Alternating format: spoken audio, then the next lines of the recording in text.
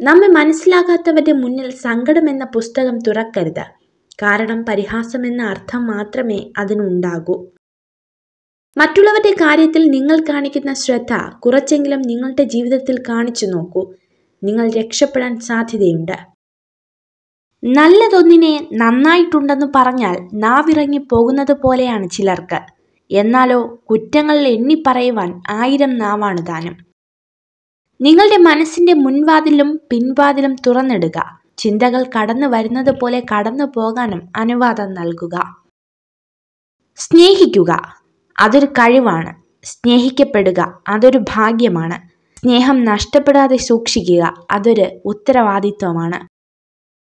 പിന്തിരിഞ്ഞു നോക്കാതെ യാത്ര പറഞ്ഞു പോയവർ വീണ്ടും നിങ്ങളിലേക്ക് തിരിച്ചെത്തുന്നുവെങ്കിൽ നിങ്ങളാണ് ശരിയെന്ന് കാലം അവരെ പഠിപ്പിച്ചിട്ടുണ്ടാകും. നഷ്ടപ്പെട്ട സ്വപ്നങ്ങൾ, കണ്ടുമുട്ടിയ മുഖങ്ങൾ, ഒറ്റപ്പെടുത്തിയ ബന്ധങ്ങൾ എല്ലാം ഒരു പാഠമാണ്. പഠിക്കാനും തിരിച്ചറിയാനുമുള്ള പാഠം. ചിരിച്ചാൽ മാറുന്ന ദേഷ്യങ്ങളുണ്ട്. ക്ഷമിച്ചാൽ തീരാവുന്ന തർക്കങ്ങളുണ്ട്. തൊട്ടാൽ അലിയുന്ന പിണക്കങ്ങളുണ്ട്.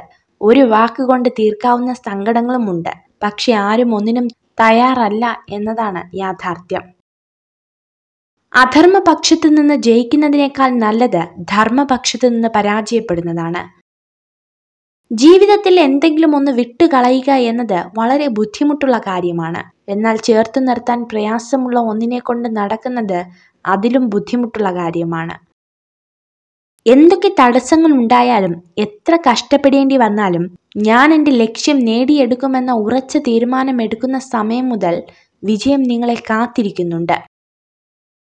മറ്റുള്ളവർ എന്ത് കരുതുമെന്ന് വിചാരിച്ച് ജീവിക്കാതെ നിങ്ങളുടെ കാഴ്ചപ്പാടിൽ തന്നെ ജീവിക്കുക. നിങ്ങൾ നിങ്ങളായി തന്നെ ജീവിക്കുക. ഓരോ നിരാശയിലുമുണ്ട് ഒളിഞ്ഞിരിക്കുന്ന ഒരു പ്രതീക്ഷയുടെ നിറം, പ്രത്യാശയുടെ നിറം. അത് തിരിച്ചറിയുമ്പോഴാണ് നമ്മുടെ ജീവിതത്തിന്റെ ദിശയും ഗതിയും മാറുന്നത്. തളരാത്ത പ്രത്യാശകൾക്ക് മുന്നിൽ തകരാത്ത പ്രതിബന്ധങ്ങളില്ല. പ്രതിസന്ധികളും പരാജയങ്ങളും നമ്മുടെ ആത്മവീര്യത്തെ തകർക്കുമ്പോൾ സ്വപ്നങ്ങൾ സാക്ഷാത്കരിക്കാൻ ഉറച്ച പ്രത്യാശ നമ്മളിൽ ഉണ്ടാകണം. ഉറങ്ങുന്നതിന് മുൻപ് നിങ്ങളുടെ മനസ്സിലേക്ക് വരുന്ന വ്യക്തികളാണ് നിങ്ങളുടെ സന്തോഷത്തിന് അല്ലെങ്കിൽ ദുഃഖത്തിന് കാരണം. നിങ്ങൾക്ക് കഴിവുണ്ടെങ്കിൽ അത് യാന്ത്രികമായ വിജയം സൃഷ്ടിക്കുമെന്ന് പ്രതീക്ഷിക്കരുത്. ഭൂതകാലത്തിന്റെ വാതിൽ അടയ്ക്കുക. നിങ്ങളുടെ ഊർജം, സമയം ഇവയൊന്നും പഴയ തെറ്റുകളിൽ വിനിയോഗിക്കാൻ അനുവദിക്കരുത്. നിങ്ങൾ ഈ വീഡിയോ കണ്ടതിന് നന്ദി. ഇതുപോലുള്ള കൂടുതൽ വീഡിയോകൾക്കായി ചാനൽ സബ്സ്ക്രൈബ് ചെയ്യൂ.